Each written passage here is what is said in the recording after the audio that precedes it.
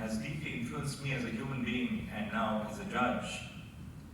But I also use this occasion to celebrate the award which was conferred on my very distinguished former law clerk, Anurag Bhaskar, who is now working at the Center for Research and Planning in the Supreme Court of India. The theme for this year's edition of the conference is Law, Caste and the Pursuit of Justice. As the theme revolves around law, this may be the reason that I have been invited today to deliver the keynote address at the conference. But I'll follow in the footsteps of Justice Louis Brandeis, who became well known globally for the Brandeis Brief. Because as judges, we have to be increasingly cognizant of social reality and to understand that the law itself does not exist in a vacuum. The law exists because of and has a direct connect with society, and what better way to begin this than by reference to Dr. Ambedkar himself. I must say that I am delighted to be invited to deliver this keynote, more so as the conference in a way pays a tribute to the legacy of Dr. Ambedkar, whom we all see as a guiding light, as a beacon. I also share a personal connection with Dr. Ambedkar. When my father, late Chief Justice Y. D. Chandrachud, was a young lawyer, he would often go to a cafe close to the Bombay High Court called the Wayside Inn at Kalagoda.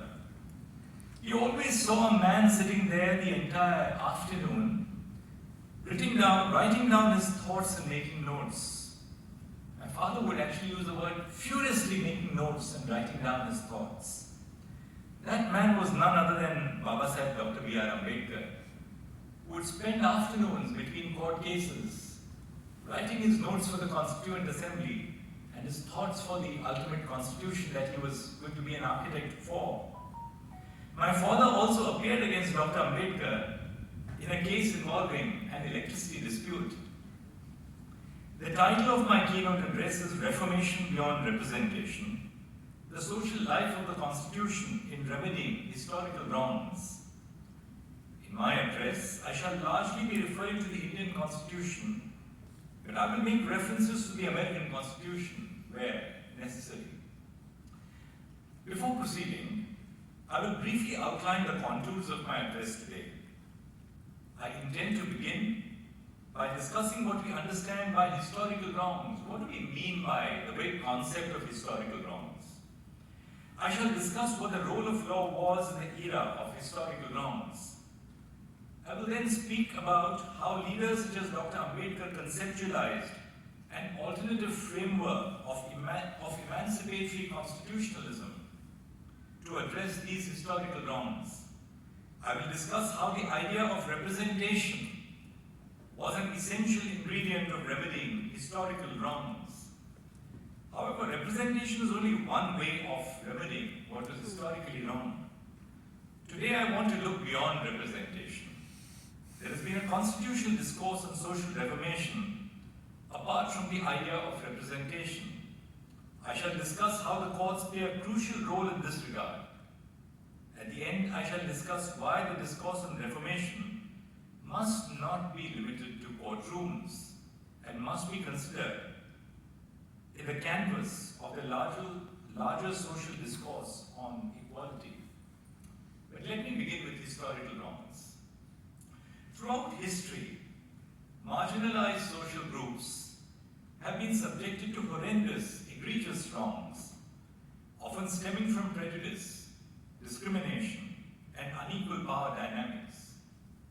From the brutal transatlantic slave trade that forcibly uprooted millions of Africans to the Native American displacement, to the caste inequalities in India affecting millions of backward, though Bahujan castes, to the oppression of indigenous Adivasi communities in India, to the systemic oppression of women, LGBTQI individuals, and other minority communities, the annals of history are stained with instances of profound injustice.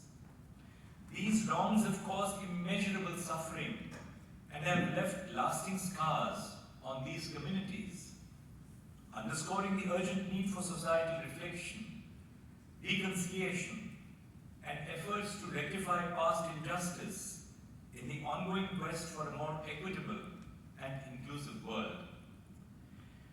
What sets apart these wrongs is that they deny the core truth of human equality.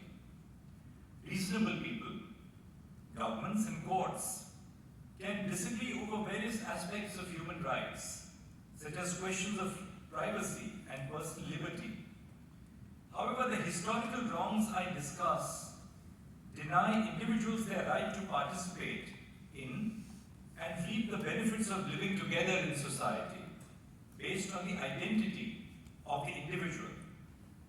Bahujan castes were denied access to public spaces, and slaves were denied their very liberty based on nothing beyond who they were, by the color of their skin. Such wrongs pertain not to what rights people have, but rather who constitutes the demos capable of claiming rights from society. Thus, when I say historical wrongs, it is not just about individual bad actions of a few individuals, but social systems and arrangements of identity-based exclusion that go against the very grain and idea of human equality.